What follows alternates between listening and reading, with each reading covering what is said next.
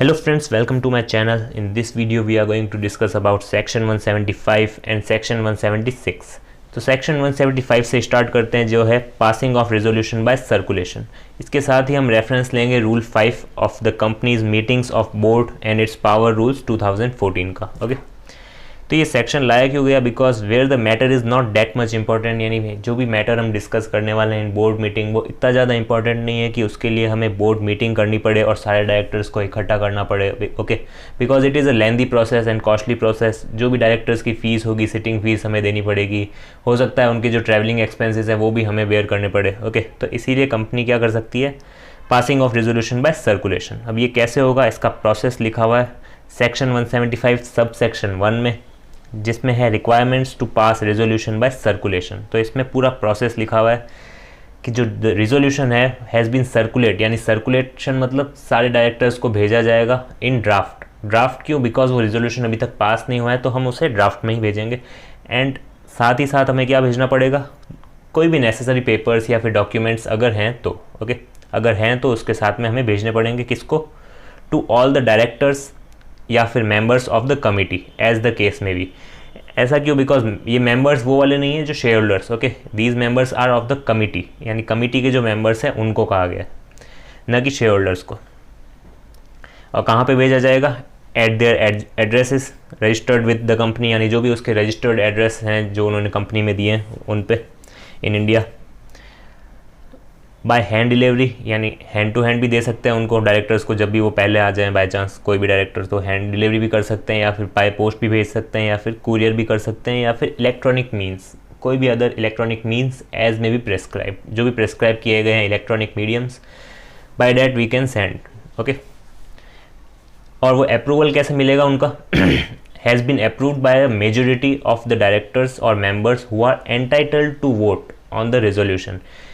यानी हमने भेजा तो सारे डायरेक्टर्स को नोटिस नहीं, रेजोल्यूशन इन ड्राफ्ट। ओके, भेजा तो सारे डायरेक्टर्स को, बट उनका जो अप्रूवल होगा ना, वो हम कैसे चेक करेंगे? उनमें से हमें ऐसे डायरेक्टर्स अलग करने पड़ेंगे जो एंटाइटल्ड टू वोट हैं, यानी उनको ये राइट मिला है टू वोट।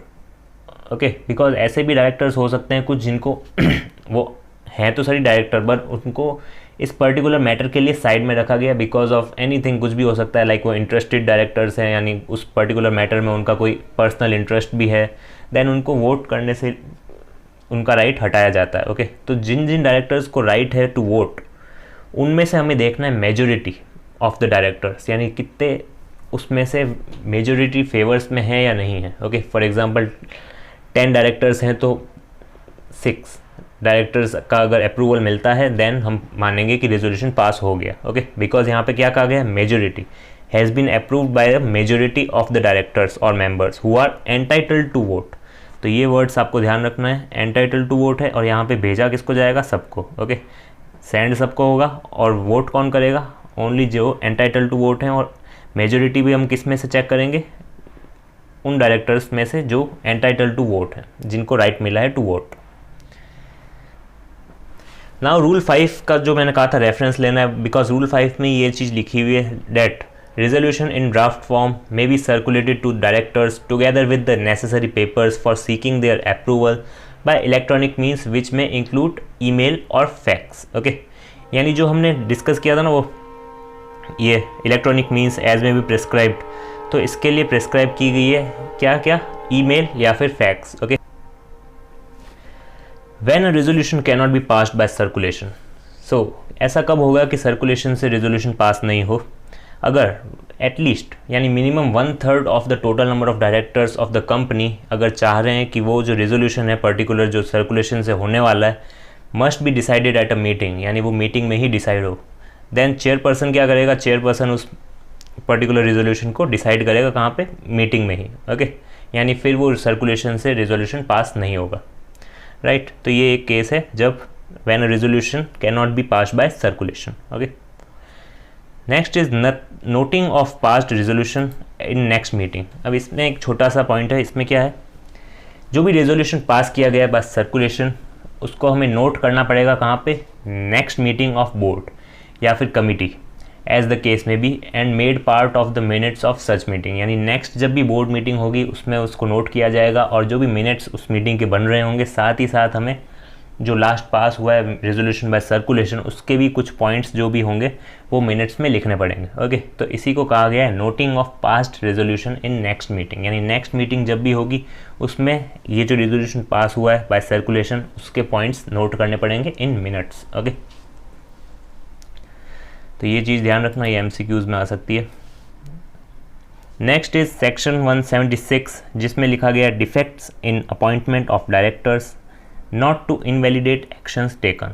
ओके, इसमें क्या है बेसिकली, इसमें प्रोटेक्टिव प्रोविजंस लिखे हुए हैं by which actions taken by a director shall not get invalidated if subsequently पता चलता है या फिर नोटिस किया जाता है that there happen to be a defect in his appointment, यानी सब्सिक्वेंटली पता चलता है कि उसके जो अपॉइंटमेंट था वो डिफेक्टिव था, यानी उसमें कोई इरेगुलरिटी थी या फिर कुछ भी फ्रॉड का केस भी हो सकता है या फिर कुछ और हो सकता है, कुछ भी केस हो सकता है, वो केस हम डिस्कस करेंगे आगे।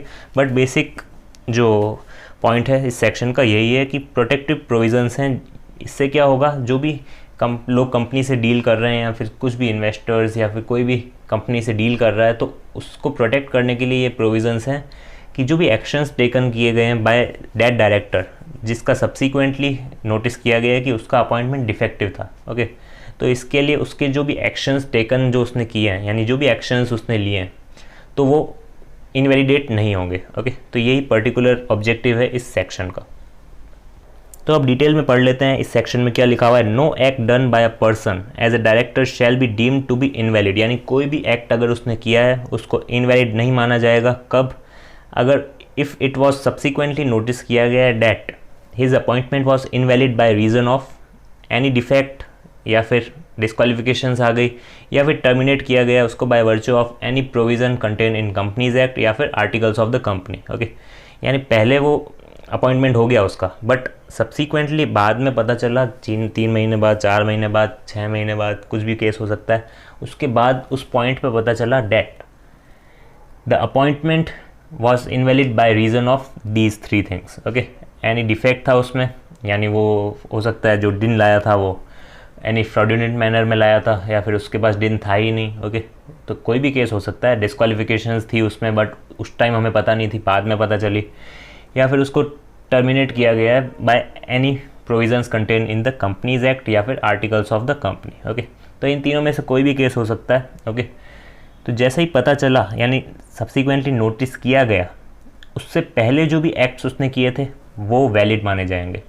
उसके बाद जो भी एक्ट्स वो कर रहा है, बाय चांस उसको पता है कि वो उसको नोटिस किया जा चुका है और उसको खुद को भी पता है कि वो अब अपॉइंटमेंट जो है उसका डिफेक्टिव है या फिर डिस्क्वालीफाइड हो चुका है वो, और फिर भी वो एक्ट्स किए जा रहा है, then it is invalid. Okay, यानी जैसे ही नोटिस किया गया उसके पहले के सारे एक्ट्स वैलिड और जैसे ही नोटिस किया गया उसके बाद के सारे एक्ट्स इनवैलिड। ओके, तो इसको एक छोटी सी टाइमलाइन से समझते हैं।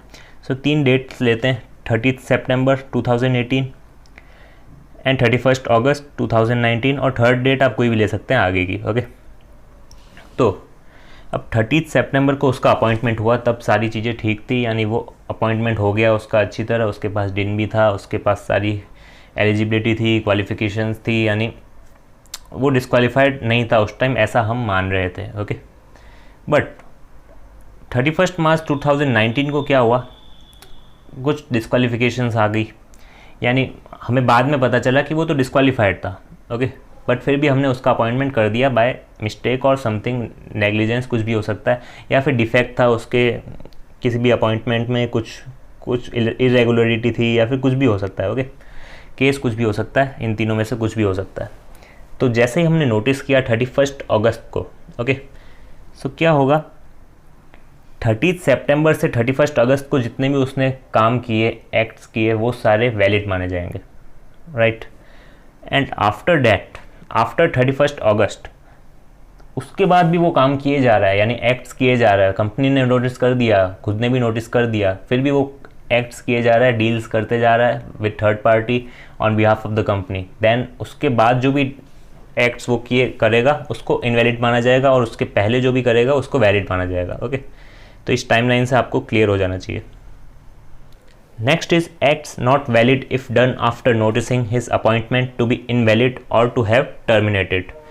यानी जो मैंने केस बताया था, लास्ट में भी एग्जांपल दिया था, तो उसके बाद के जो भी एक्ट्स थे वो इनवैलिड माने गए थे। ओके, तो वही केस ही सब है कि कब वो इनवैलिड माना जाएगा। ओके, तो वही सेम चीज़ लिखी हुई है, बस थोड़ा थ्योरी ज़्यादा है इसमें। So where it comes to the notice of the company, यानी कंपनी के नोटिस में आ चुका है कि वो जो अपॉइंटमेंट था वो इनवैलिड था या फिर इलीगल था या फिर देयर इज़ नो अपॉइंटमेंट था ही नहीं, वो डिफेक्टिव था। ओके, तो ये केस में भी इनवैलिड माने जाएंगे एक्ट्स आफ्टर नोटिसिंग। ओके, या फिर where it is in the notice of the company that his appointment has been terminated, यानी उसका अपॉइंटमेंट जो है वो टर्मिनेट हो चुका है, उस केस में भी। Next is where it is noticed by the company that his acts are illegal, या फिर अल्ट्रा वायरस यानी बियॉन्ड द पावर्स उसने कुछ काम किए हैं। ओके, तो भी उस कंपनी ने अगर नोटिस कर लिया देन उसके बाद जो भी एक्ट वो करेगा वो इनवैलिड माने जाएंगे। Okay, next where it was well within the knowledge of the third party, यानी थर्ड पार्टी का जो मैंने एग्जाम्पल दिया था कि अगर डायरेक्टर जो है on behalf of the company किसी थर्ड पार्टी से कॉन्ट्रैक्ट करता है, राइट, तो उस केस में अगर थर्ड पार्टी को पता है कि ये डायरेक्टर जो है इसका अपॉइंटमेंट इनवैलिड है या फिर इलीगल है या फिर इसको पता है कि ये डायरेक्टर है ही नहीं, ओके, या फिर टर्मिनेट हो चुका है, कुछ भी ऐसा केस हो सकता है, तो उस केस में भी जैसे ही उनके नोटिस में आया उसके बाद सारे जो भी एक्ट्स वो करेंगे वो इनवैलिड माने जाएंगे। डेफिनेटली प्रूफ करना वो अलग केस है, बट एक्ट में यही लिखा हुआ है where it was well within the knowledge of the third party that the appointment of director was not valid और देयर एग्जिस्टेड एनी इरेगुलरिटी है या फिर there was any disqualification attach है उस डायरेक्टर से and still such party deal कर रही है उससे, okay, then also it is not valid. Okay, यानी हमें क्या चेक करना है, noticing, after noticing his appointment to be invalid, यानी जैसे ही थर्ड पार्टी ने नोटिस कर दिया आफ्टर डैट वो जो भी एक्ट करेगा वो इनवैलिड माने जाएंगे। कंपनी ने अगर नोटिस कर दिया तो भी वो एक्ट इनवैलिड माने जाएंगे, उसने खुद ने ये नोटिस कर दिया तब भी वो इनवैलिड माने जाएंगे। नेक्स्ट पॉइंट यही है वेयर द डायरेक्टर, यानी जो डायरेक्टर है उसको भी पता है that it fully that his term of office जो है वो एक्सपायर हो चुका है but he continues to occupy his office despite of such knowledge, यानी डायरेक्टर जो है वो डेस्पाइट ऑफ सच नॉलेज मतलब उसको पता है कि मेरा जो टर्म है वो ख़त्म हो चुका है या फिर मैं डिस्क्वालीफाई हूँ या फिर कोई भी केस हो सकता है, फिर भी वो कॉन्ट्रैक्ट किए जा रहा है, डील किए जा रहा है on behalf of the company, that also invalid, जो भी एक्ट्स वो करेगा इनवैलिड माने जाएंगे। तो आपको क्या नोटिस करना है इसमें, ये जो भी नोटिसिंग वाला पॉइंट है ना, आफ्टर नोटिसिंग, तो ये नोटिस कौन कौन करेगा, ये तीन तो कंपनी के पॉइंट थे जहाँ कंपनी नोटिस करती थी, ओके, यहाँ थर्ड पार्टी नोटिस कर रही है और यहाँ डायरेक्टर खुद नोटिस कर रहा है, यानी कुल मिला के आफ्टर नोटिसिंग जो भी एक्ट्स करेगा वो इनवैलिड, बिफोर नोटिसिंग जो भी एक्ट्स करेगा वो वैलिड, सिंपल सा रूल। ओके, नेक्स्ट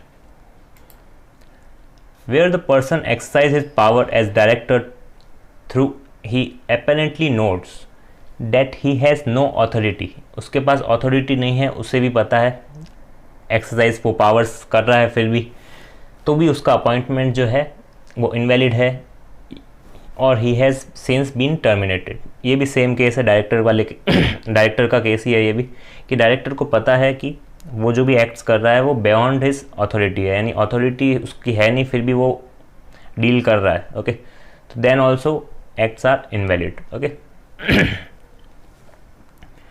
और ये चीज़ हमने एक और जगह पढ़ी थी जो थी सेक्शन 195 में, क्या लिखा हुआ था, protection to the acts of MD और डब्ल्यूटीडी और मैनेजर।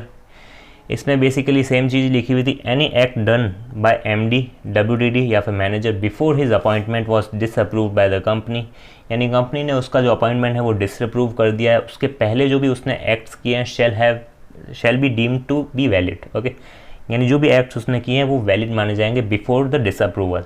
अपॉइंटमेंट डिसअप्रूव्ड हो गया उसके बाद इनवैलिड, बट बिफोर डिसअप्रूवल सारे एक्ट्स जो भी वो करेगा वैलिड। ओके, तो ये सिंपल से सेक्शन थे, सेक्शन 175 एंड सेक्शन 176।